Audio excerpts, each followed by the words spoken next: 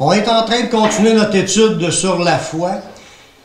Aujourd'hui, pendant les prières, au bord, j'ai entendu qu'on a parlé du sujet qu'on va voir aujourd'hui. Ça parle parce que la foi, c'est sûr qu'on part en victorieux, puis on est content, on a la victoire, on va conquérir, puis on va aller de l'avant. Mais dans la vie de la foi, il y a aussi un côté qui c'est pas un côté obscur, c'est un côté quand même béni, même si ça ne fait pas de notre affaire personnellement. La Bible parle du raffinement et de l'épuration de notre foi par les épreuves. Dieu se sert de tout ce qui se passe autour de nous pour travailler notre foi. Puis il y a des raisons là-dedans. Puis on va en voir quelques-unes. Pourquoi qu'on doit passer par là? On veut toute une vie de foi, de bénédiction, d'abondance, des richesses. On voudrait tout par la foi, comme on entend les prédicateurs aux États-Unis. Ils disent, marche par la foi, puis Dieu va te rendre millionnaire, puis tu vas juste avoir la santé, tu n'auras jamais de maladie, tu n'auras jamais de problème. Tout va aller bien avec Jésus. J'ai déjà entendu cela. Mais le seul hic, c'est que c'est pas vrai. Oui, on peut mettre notre confiance dans toute cette illusion-là, mais c'est pas écrit dans la Bible que ça va être comme ça pour tous les chrétiens. Pourquoi les chrétiens vivent-ils des épreuves? Pourquoi qu'il nous arrive des choses difficiles à traverser? Pour renforcer la foi. Il y a toutes sortes de belles raisons, puis c'est important que ça soit là, qu'on comprenne cela, parce que quand on vit l'épreuve, c'est-tu parce que Dieu m'aimait plus puis qu'il m'a rejeté? Il y a un plan Dieu dans tout cela, puis il sert de ce qu'on vit. Des fois, c'est des épreuves. Pour raffiner puis épurer notre foi, pour qu'elle devienne pure, parce que c'est quelque chose de précieux, la foi. Pourquoi Dieu permet-il que les chrétiens souffrent et qu'ils aient des moments difficiles dans leur vie? Pourquoi Dieu permet la maladie? Pourquoi Dieu permet la mort? Pourquoi Dieu permet les épreuves physiques et monétaires, des épreuves dans la vie de couple, des épreuves au travail, des épreuves dans la santé? Ça, c'est une grosse affaire. Il y a beaucoup de personnes qui souffrent par la santé. Pourquoi Dieu permet-il toutes ces choses-là? Pour mettre notre foi en lui. Il y a toutes sortes de belles raisons. C'est ça qu'on veut regarder. Est-ce vrai que lorsqu'une personne accepte le Seigneur, que tout va aller bien dans sa vie? Non. Ça serait beau. Mais est-ce que ça a été bien dans la vie de Jésus? Non. Les épreuves sont comme la pluie, le vent, le torrent qui se jette sur toutes les maisons pour en éprouver la solidité. On voit ça dans Matthieu chapitre 7, le verset 24 à 27. Jésus se sert de cet exemple-là pour dire toutes les maisons sur la terre, mais en parlant des vies des personnes, vont être éprouvées par la pluie, le vent et le torrent. Je vais vous lire ce passage-là. Il sait pourquoi. Quiconque entend ces paroles que je dis et les met en pratique sera semblable à un homme prudent qui bâtit sa maison sur le roc. La pluie est tombée, les torrents sont venus, les vents ont soufflé et se sont jetés contre cette maison. Mais elle n'est point tombée parce qu'elle était fondée sur le roc. Mais quiconque entend ces paroles que je dis et qui ne les met pas en pratique sera semblable à un homme insensé qui a bâti sa maison sur le sable. La pluie est tombée, les torrents sont venus, les vents ont soufflé et ont battu cette maison. Elle est tombée et sa ruine a été grande. Ce que je remarque, la première chose que je remarque, parce que Jésus est en train de nous parler comme il compare la maison ou ces maisons-là comme étant la vie d'une personne. On est en train de bâtir notre vie. Veut pas, on prend des décisions chaque jour, on grandit. Soit qu'on apprend à bâtir sur quelque chose de solide ou sur quelque chose qui n'a pas de solidité. Ce qu'on remarque, c'est que les deux maisons ont reçu les vents, la pluie, le torrent. La tempête se jette sur tout le monde. Tout le monde vit des épreuves, des combats, des difficultés. La vie, on vit dans une terre qui a été maudite par Dieu. C'est à force de peine qu'on va tirer la nourriture tous les jours de notre vie. C'est les enfantements qui sont difficiles. La mort nous attend. Les maladies, etc. Puis on n'a pas accès à l'arbre de vie pour avoir la santé. Veut pas, ça va pas bien. Tout le monde, il n'y a personne sur la terre qui peut dire qu'il n'a jamais eu une épreuve où ça a toujours été bien. Puis on ne peut pas se faire l'illusion qu'on va vivre sur cette terre dans une vie qui est 100% facile, sans aucun problème, sans aucune épreuve. Jésus a dit que les deux maisons, ils ont reçu les tempêtes de la vie. Mais il y a une différence entre ceux qui bâtissent leur vie par la foi, bâtis sur les paroles de Dieu, puis de vouloir la mettre en pratique, sa parole, ou de ceux qui ne la mettent pas en pratique. Parce qu'il dit, la réussite ou la ruine, c'est pas les épreuves puis les choses qu'on a difficiles qui fait qu'on est dans la réussite ou dans les épreuves qui nous mènent à la chute. C'est la fin de notre vie. Où est-ce qu'on va être? Est-ce que dans la fin de notre vie, c'est une ruine ou notre fin de notre vie, c'est le commencement de la vie éternelle? C'est là qui est le plus important. Il n'a pas dit que ceux qui marchaient sur sa parole, il n'y aura pas d'épreuve. Ils ont dit même ceux qui bâtissent sur la parole vont recevoir les vents. Fait qu'il ne faut pas s'étonner si ça y vente dans notre vie. On est tous appelés en tant qu'êtres humains, on est tous des êtres vivants, ça va brosser dans notre vie par moment. Pas tous les jours, mais par moment. Puis Dieu permet que ça soit ainsi.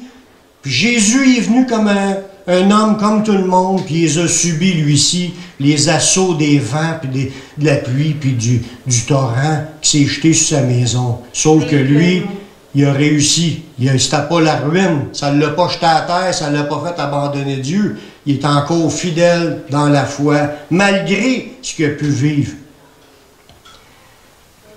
Il n'y a rien de plus précieux que les épreuves d'un enfant de Dieu. Il n'y a rien de plus précieux dans ce monde. On peut se faire des idées comme moi, pour ça serait une chose précieuse si j'avais un beau char. Il y en a d'autres, c'est une belle maison. Il y en a d'autres, c'est une belle femme. C'est vrai que c'est un cadeau de Dieu. C'est des cadeaux, mais ce n'est pas ce qu'il y a de plus précieux. Dieu, lui, considère les choses différemment. Lui, il considère que les épreuves que nous sommes en train de vivre, parce que nous bâtissons notre vie sur le roc, ces vents-là, ces tempêtes-là qui viennent sur notre vie, c'est ce qu'il y a de plus précieux dans ce monde. Allez lire 1 Pierre 1,7.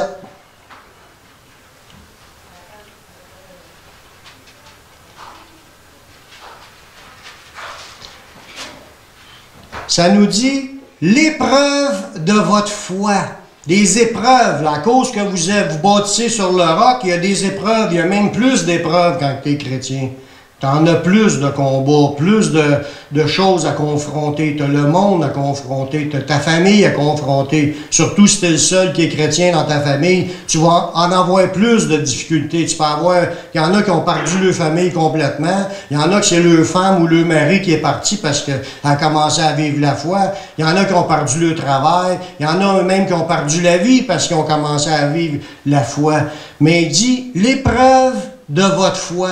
Tout ce que vous traversez dans votre foi, tout ce que vous vivez de problèmes, de difficultés, de pluie, de vent, de torrents sur votre vie, mais il dit ça, là, c'est plus précieux que l'or périssable. L'or, oui, le monde tripe sur l'or. Ils se mettent des bijoux en or, des colliers en or, des boucles. Ils veulent être en or, puis quand ils marchent à la rue, ils marchent de manière fière parce qu'ils ont toutes leurs médailles, puis leurs bagues dans les doigts, puis même dans les orteils. Puis des fois, même partis un peu partout. On aime ça, à marcher avec des morceaux après nous autres. Puis on pense que ça donne de la valeur. Mais les épreuves dans votre vie de chrétien, c'est encore plus grand, plus précieux que tout l'or qu'il y a dans ce monde. L'or dans ce monde, elle a été épurée pour qu'elle soit précieuse aux yeux du monde. Ils l'ont chauffée, ils ont enlevé tout ce qui n'était pas bon dedans Pour qu'elle soit encore plus pure, il y a du 10 carats, il y a du 14 carats. Puis même si tu arriveras à faire du 100 carats, pour le gars qui va payer le gros prix, là, c'est la bague en or, un gros morceau, mais tellement chauffé, tu en rajoutes un petit morceau, puis ils vont te dire que c'est du X carats, puis qu'il n'y a pas de plus précieux, puis plus pur que ça. Mais pour lui, c'est précieux, ça a une valeur. Mais pour Dieu, il est en train de nous dire que toutes tes épreuves, tes difficultés, tes combats, tes luttes, tes souffrances, tout ce que tu vis de difficile, c'est encore plus précieux que tout l'or qu'il y a dans ce monde. Parce que ça a un résultat. Celui qui a une grosse bague en or, le monde le regarde, puis là, il se promène avec sa bague. « Wow, t'as donc bien une belle bague! » Ça a l'air, ça flash pour un moment, là. Ça a l'air beau, mais pour moi... Mais qu'on arrive l'autre bord, ceux qui ont vécu les épreuves, les combats, les difficultés pour le nom de Dieu, qui ont persévéré dans la foi. Le foi a été travaillé, pareil comme l'or, est chauffé pour devenir pur. Mais notre foi est chauffée par les diverses épreuves. Quand on va arriver l'autre bord, vous n'avez pas... poussez votre imagination là, de voir ce qui serait la plus belle apparence que vous allez avoir rendu l'autre bord à cause de ce que vous avez vécu pour le Seigneur, mais c'est encore rien pour la réalité.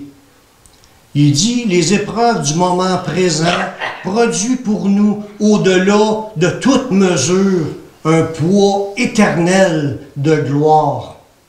Ça ne se calcule pas, la grandeur de la gloire qu'on va avoir pour les légères afflictions du moment présent. Tu manges une claque d'en face, ça a l'air insignifiant, c'est une légère affliction, mais rendu l'autre bord, c'est un poids éternel de gloire. La gloire, c'est de se faire féliciter, de se faire regarder, puis de se faire dire des belles paroles pour nous élever. Dieu va élever, il va donner de la louange. Dieu va louanger lui-même ses serviteurs. Puis il va nous élever de façon à ce qu'on se sente « Wow, on ne mérite pas ça », mais on va voir que ça n'a pas de mesure commune entre le petit peu de souffrance qu'on a vécu ici comparé à la gloire qu'il va y avoir à l'autre bord.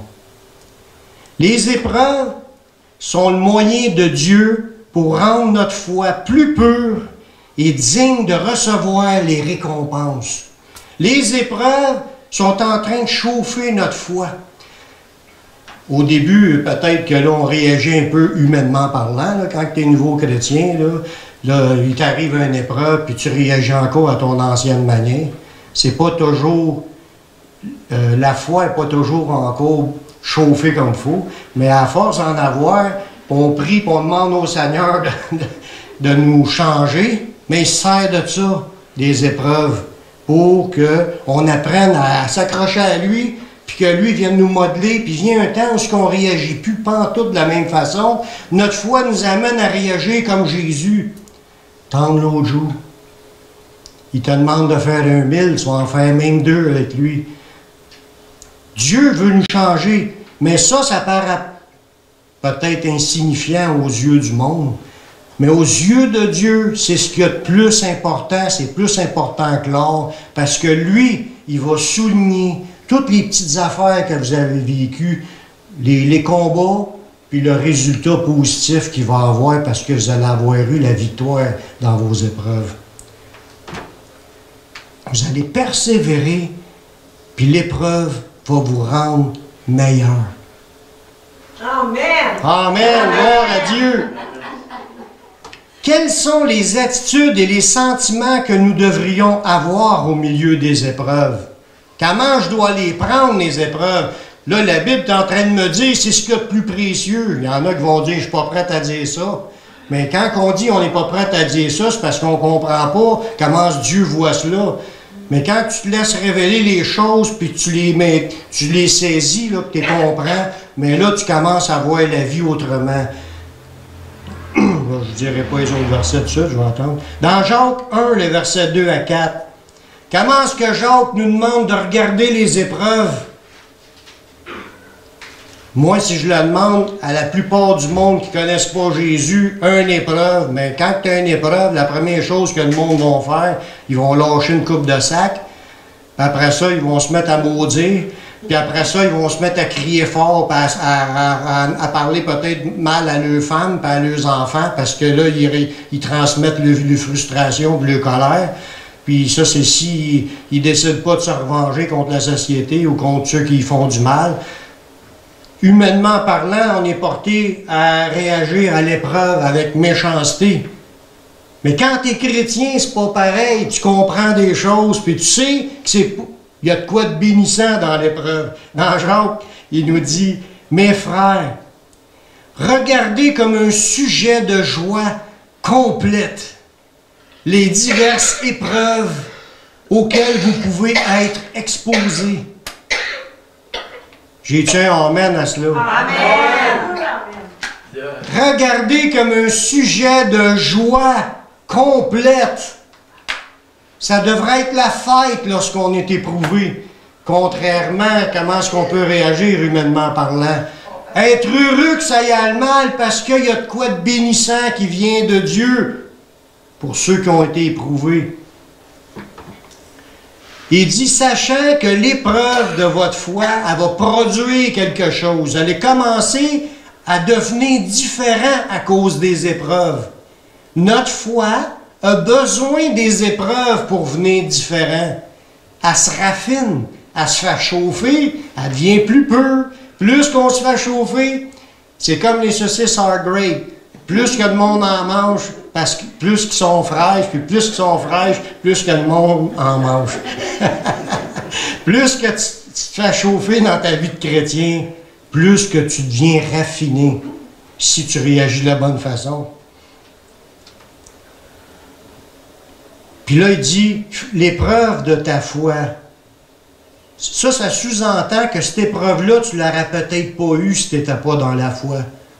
Ça sous-entend, c'est à cause que tu es dans la foi que tu as vécu cette épreuve-là.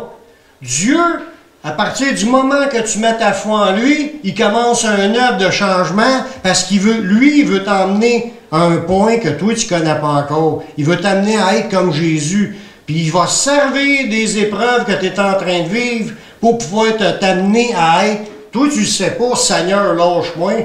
Tu sais, j'ai entendu des chrétiens qui ne veulent plus demander à Dieu de la patience parce qu'ils savent que s'ils demandent de la patience, ils vont avoir des épreuves qui vont pour les rendre patients. Ils ne veulent pas les épreuves.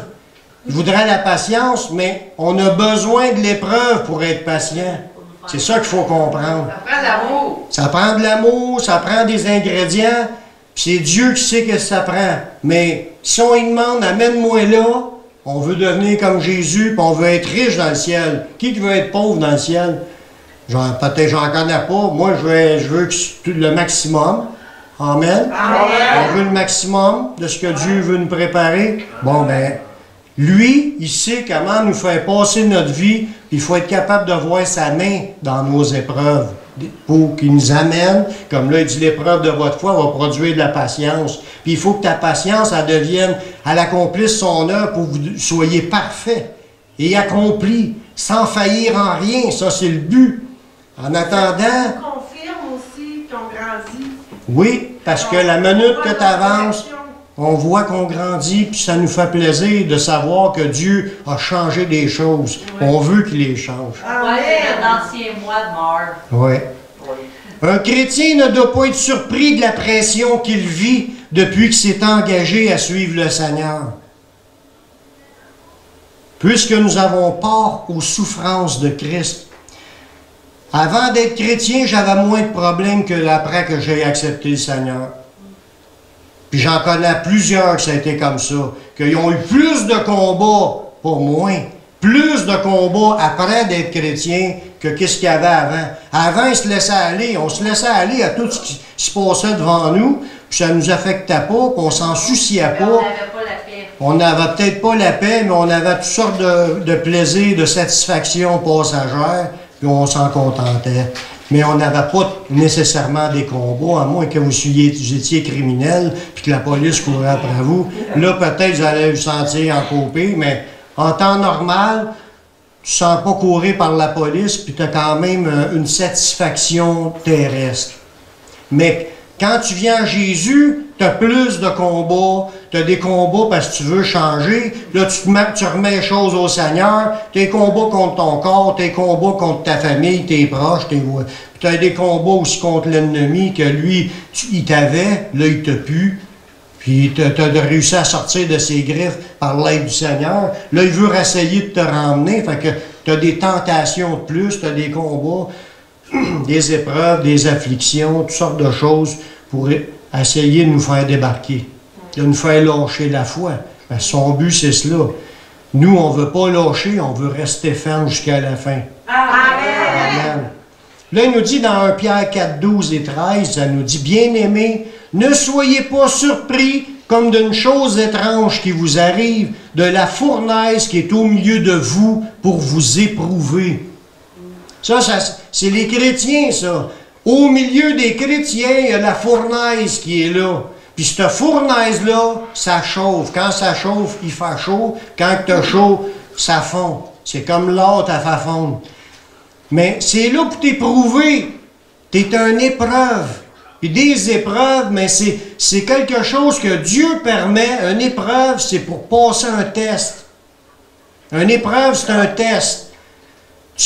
Quand ils veulent faire un contrôle de qualité à un produit, mettons, tout le monde connaît ça, les tanks à gaz, pour quand tu manques de gaz, tu vas au garage, tu remplis la tank de gaz, les canisses rouges, là, puis ça n'a rien de rien, mais ça a passé un contrôle de qualité pour que la résistance soit là, pour que le bidon, une fois que tu as mis le gaz là, qui pète pas dans ton char, puis que là, tout le feu prenne, autrement dit, puis tout.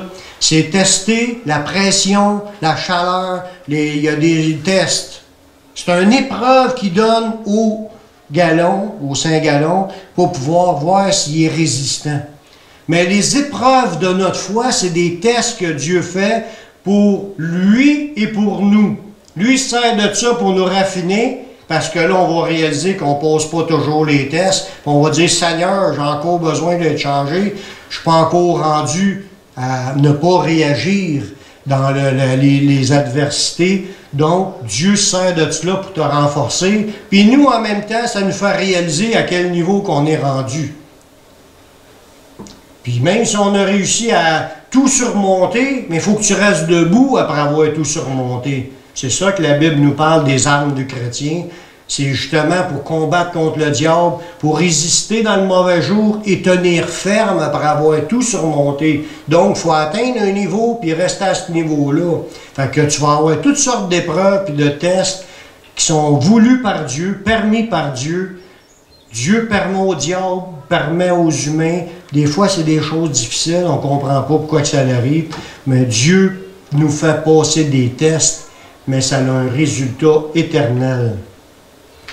Ça nous dit, soyez pas étonnés, soyez pas surpris comme une chose étrange qui vous arrive de la fournaise qui est au milieu de vous pour vous éprouver, pour vous mettre au test.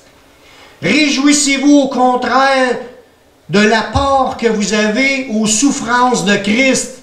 Soyez joyeux, soyez heureux, réjouissez-vous de souffrir avec Jésus. Jésus a souffert pour nous, mais nous, quand on est embarqué dans le chemin de la foi, maintenant on souffre avec Jésus et pour Jésus. On a part aux souffrances de Christ. C'est des épreuves à cause de notre foi, mais c'est des épreuves à cause du nom de Jésus. Si l'Esprit de Dieu est rentré en toi, tu vas commencer à vivre des combats, des conflits, des problèmes avec ceux qui t'entourent, ceux qui ne l'ont pas, l'Esprit. Puis ils te persécutent, puis ils rient de toi, puis ils vont te dire des paroles méchantes, puis ils vont essayer de t'enfarger dans ta vie. Tu vas vivre des épreuves à cause que tu es chrétien. Puis le diable vient t'attaquer dans tes biens, vient t'attaquer dans ta santé, vient t'attaquer dans toutes sortes de choses pour essayer de te décourager. Mais on a part aux souffrances de Jésus, puis il nous dit, réjouissez-vous d'avoir part aux souffrances de Jésus. C'est une preuve que l'Esprit de gloire habite en vous. Amen. Amen. C'est ce qui est dit dans un autre verset. La foi la Bible nous parle d'Abraham en premier. Je vais vous parler d'Abraham vitement, parce que j'en ai déjà parlé. Abraham, comment est-ce que Dieu a mis à l'épreuve la foi d'Abraham? Il l'a mis à l'épreuve. Il a promis un fils, puis il lui a fait attendre longtemps avant d'avoir le fils, puis une fois qu'il l'avait, que l'enfant était rendu peut-être à 12-14 ans, Dieu il demande de l'offrir en sacrifice. Ouch! C'était une épreuve. Lui était rendu extrêmement âgé, puis s'il assassinait son fils, là, ça venait de s'éteindre. Il venait de perdre la bénédiction, puis lui, dans sa tête, il croyait que Dieu était pour même le ressusciter. Il l'a fait. Il dit, Seigneur, j'ai confiance en ce que tu me demandes, je suis prêt à le faire. Je ne pense pas que Dieu va te demander de faire une chose semblable, mais c'était pour tester Abraham, parce qu'il voulait voir si son amour pour Dieu était assez grand pour offrir son fils. Parce que Dieu, dans son arrière-plan, il savait que lui, Dieu, son amour serait assez grand pour offrir le sien, son fils. Hébreux 11, 17, ça dit, c'est par la foi qu'Abraham offrit Isaac lorsqu'il fut mis à l'épreuve. L'épreuve, c'est une épreuve que Dieu l'a mis à l'épreuve. C'est pas une chose par hasard qui est arrivée sans faire exprès, que Dieu n'était pas au courant. Dieu permettait, puis il avait demandé de faire cette chose-là, puis c'était volontaire, c'était une épreuve qui venait de Dieu. Donc, dans notre vie, ça se peut qu'il y ait des épreuves. Puis je ne dis pas que ça se peut, c'est officiel que beaucoup d'épreuves qu'on vit, c'est voulu par Dieu dans le but de fortifier notre foi, nous purifier dans notre foi, nous changer, nous transformer, nous apprendre à nous accrocher à lui. Et qu'il offrit son Fils unique, lui qui avait reçu les promesses. Parce que Dieu avait dit que c'était lui qui était pour avoir les promesses, cet enfant-là. Dieu demande de l'assassiner. Mais il l'a fait, mais Dieu a arrêté cela à la dernière minute. Il a testé sa foi. La foi des apôtres a aussi été mise à l'épreuve plusieurs fois par des souffrances infligées dans leur ministère. C'est pas facile d'être dans le ministère comme chrétien, puis aller porter la parole. Même s'il y a des pays qui sont plus ouverts et qu'il n'y a pas de persécution, il y en a d'autres que c'est au prix de leur vie qu'ils partagent la parole de Dieu. Dans Actes 5,40, dans un exemple en passant, il faut parler des apôtres. Là, les Juifs, ils ont appelé les apôtres, c'est 40 et 41, ils ont appelé les apôtres puis les faire battre de verge. Je ne sais pas si ça vous tente de vous faire battre de verge, mais ça, c'est des coups de bâton. Des coups de bâton, là, puis pas un coup, des coups. Des fois, c'est 40 coups moins un. Ça veut dire 39 coups. T'as le dos exposé, là, puis il te frappe. À chaque coup que tu manges, ça fait mal. Imagine, t'en as mangé un, c'est pas pire, 2, 3. Quand t'es rendu à 35, 39, t'as hâte que ça arrête. Puis t'espères qu'il sait compter et qu'il ne se répète pas dans ses chiffres. C'est comique, mais c'est pas comique. Non. Il y a de quoi pleurer, puis brailler, puis crier des ouch, puis être à terre, puis ensanglanter. Mais les apôtres qui ont été battus de verge cette fois-là, d'autres fois ils ont été lapidés, d'autres fois ils ont été crucifiés, sont morts crucifiés. Des épreuves de leur foi pour leur ministère, pour les souffrances de Christ. Il n'y avait pas de souffrance de Christ à ça. C'était des souffrances, des vrais combats. Pas un petit mal de tête. Oh, j'ai un petit mal de tête, je ne vais pas à l'église. Bien plus pire que ça.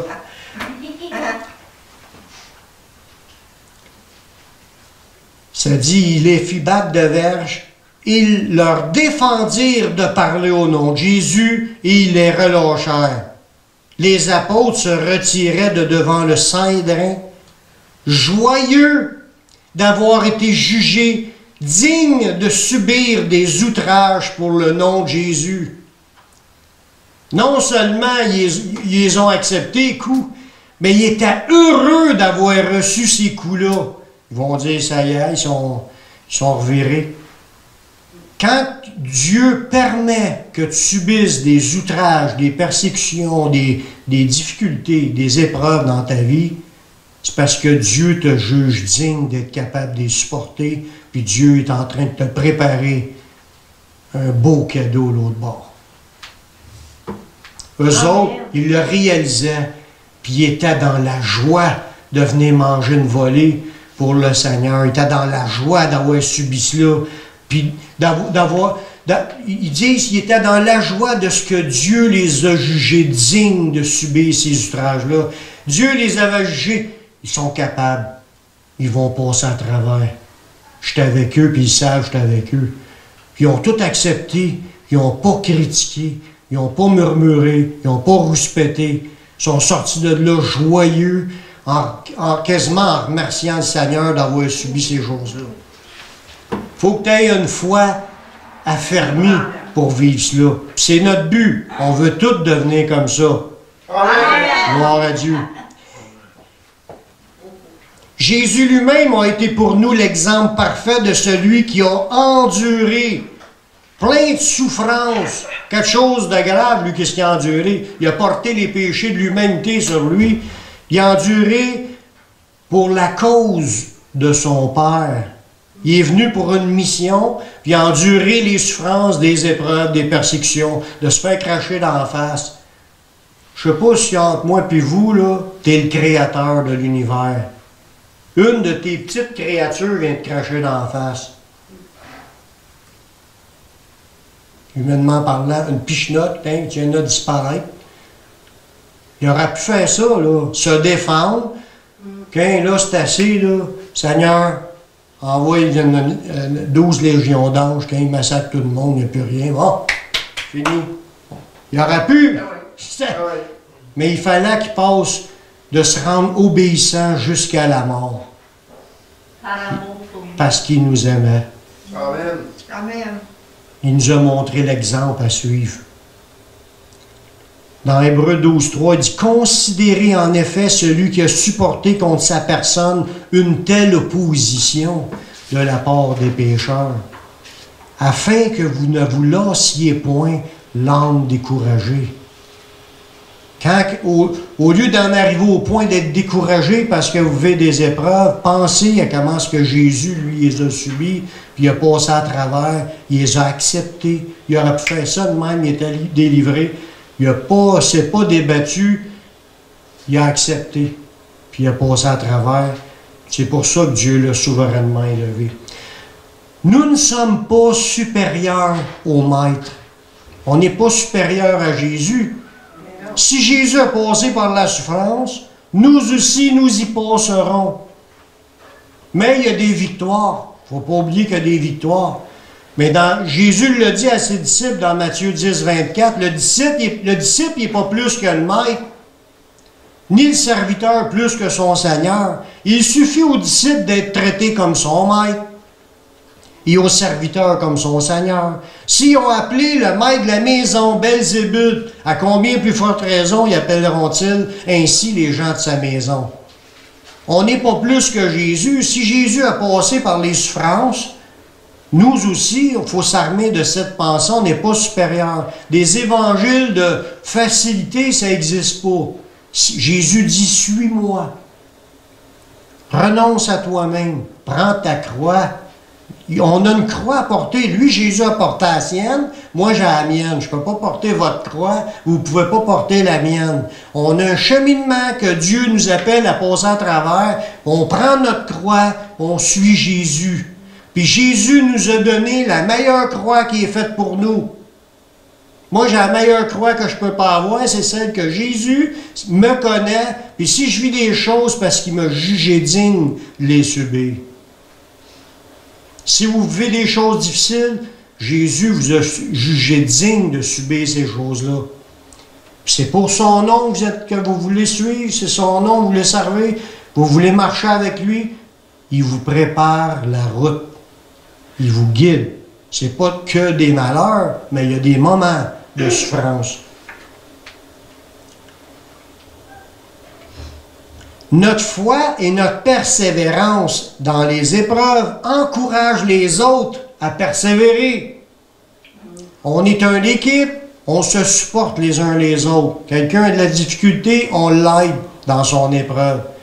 Puis les chrétiens, il faut qu'ils apprennent à s'entraider. On est une équipe. On marche ensemble. Quelqu'un a un besoin, on est là pour l'aider. Puis, il y a plusieurs choses qu'on peut vivre. Ça nous fait de la peine. On souffre avec celui qui souffre. On pleure avec celui qui pleure. On se réjouit avec ceux qui se réjouissent. C'est ce que la Bible nous demande. Mais quand il y en a qui vivent des épreuves, puis qui obtiennent des victoires, puis que ça va bien dans leur vie, mais ça encourage les autres à continuer. Dans 2 Thessaloniciens 1,4, ça nous dit, l'apôtre Paul est en train de parler de l'église de Thessalonique, qui était dans de grands combats, des grandes souffrances, de graves problèmes dans cette église-là. Puis l'apôtre Paul, il lui dit, « Nous nous glorifions de vous dans les églises de Dieu à cause de votre persévérance. » Fait que les apôtres, ils étaient fiers de voir les gens de Thessalonique de persévérer dans leur épreuve difficile qu'ils étaient en train de vivre. Il rajoute, il dit, on se réjouit, on se glorifie dans toutes les églises de Dieu à cause de votre persévérance et de votre foi au milieu de vos persécutions et des tribulations que vous avez à supporter. Tu as des problèmes aujourd'hui, tous les chrétiens qui l'entendent vont souffrir avec toi, puis ils vont voir ta persévérance, ça va les encourager, puis ils vont glorifier Dieu parce que vous allez marcher encore avec le Seigneur. C'est vrai qu'il y a certaines personnes que dans leur affliction, dans leur souffrance, puis dans leur combat, dans leur épreuve, il y en a qui ne passent pas l'épreuve du temps, puis ils ne passent pas non plus l'épreuve des souffrances, puis ils abandonnent. La Bible en parle. Il ne faut pas s'étonner que des gens qui abandonnent le Seigneur, puis même à la fin des temps, ils parlent de l'apostasie, puis c'est déjà commencé. Puis le monde abandonne la parole de Dieu pour pouvoir pratiquer des choses que c'est écrit contraire à la parole de Dieu. Ça, c'est de l'apostasie, l'abandon de la foi. Mais il y en a qui ne passent pas le test dans leur vie, ils vont abandonner. Jésus en parle dans Marc 4, 17, que les gens qui manquent de racines en eux-mêmes, ils n'ont pas de racines dans la parole, ils ne sont pas ancrés dans la foi, ils n'ont pas affermi leur foi pour grandir, ils ne passent pas le test. Ça nous dit, il manque de persistance, ceux qui n'ont pas de racines. De la persistance et de la persévérance, de continuer à passer à travers de l'épreuve en gardant la foi, puis de persévérer pour avoir la victoire. Il en manque, puis il lâche à moitié chemin. Et dès que survient une tribulation ou une persécution à cause de la parole, il trouve une occasion de chute. Il décide de lâcher. Il y en a du monde comme ça. Mais c'est pas ça qu'il faut suivre. La Bible parle aussi de d'autres qui subissent les mêmes épreuves, mais avec un cœur selon la parole de Dieu, bâti sur le roc. Si ton cœur, tu as mis ta foi en Dieu, puis tu décides de t'enraciner dans la parole, puis pour toi, il n'y a rien de plus important que de suivre le Seigneur, puis de garder sa parole. Mais si tu as cette foi-là, tu as le cœur selon Dieu, puis tu vas être capable de traverser n'importe quelle épreuve. Ça nous dit, ils vont porter des fruits avec persévérance parce qu'ils ont la foi des vainqueurs. Dans Luc 8, 15, ça nous dit, en parlant encore de la semence qui est tombée dans de la bonne terre, ce sont ceux qui ont entendu la parole avec un cœur honnête et bon, la retiennent puis portent du fruit avec persévérance. C'est ça la foi des vainqueurs. Mais il faut que tu aies un cœur ancré dans la parole de Dieu. Tu bâtis ta maison sur le roc, sinon tu ne passeras pas. Tes raisons de continuer ne seront pas là. Si tu connais la parole puis tu connais les promesses de Dieu, tu sais que ça va à peine de continuer à persévérer dans la foi et à ne pas lâcher. Même si tu te feras offrir de te faire assassiner ou renier Jésus, tu vas continuer à servir le Seigneur parce que tu as confiance aux promesses du Seigneur qui te dit après la mort, c'est la vie éternelle. Ceux qui abandonnent, c'est ceux qui n'ont pas cette assurance-là. Pourquoi ils n'ont pas l'assurance? Parce qu'ils ne sont pas ancrés dans les promesses. C'est pas devenu assez fort en eux pour pouvoir les aider à passer à travers. Marchons, enracinons-nous dans le Seigneur, dans sa parole. Gardons les promesses. Ça va nous garder. On va persévérer. Parce que la parole de Dieu, c'est une puissance pour le salut de quiconque croit. La foi nous amène à accepter l'épreuve, nous en réjouir, de grandir, puis ça nous amène dans la victoire. Dans Romains 5, les versets 3 et 4, ça nous dit « Nous nous glorifions même des afflictions. » Lui, là, l'apôtre Paul, il était rendu qu'à chaque fois que ça allait mal, il était fier. Il était fier quand ça allait mal. C'est assez contraire à ce qu'on entend habituellement. Puis il savait que l'affliction, ce qu'il est en train de vivre comme affliction, ça produit de la persévérance. Ça va mal, mais je persévère. Et ça développe une force de caractère par le Saint-Esprit, par la parole de Dieu, mais c'est une force de caractère pour t'aider à passer à travers n'importe quelle épreuve. Mais il faut que tu sois ancré, il faut que tu sois enraciné, il faut que tu sois rempli de ce que Dieu te donne. Puis là, tu vas être capable de passer à travers. Puis ça va aller mal, je suis fier que ça va mal. Regarde, je m'en viens encore plus fort. C'est comme des poids et haltères. Tu commences avec un petit 10 livres, parce que ça fait longtemps que tu n'as pas fait. Puis plus que tu forces, 15 livres, 20 livres, à un moment donné, tu es rendu à 200 livres. Puis t'es fait, t'es ciré. T'aurais jamais été pensé qu'un jour tu lèverais 200 sur le bench press. Mais tu le fais le 200 sur le bench press parce que tu es capable, parce que tu t'es entraîné.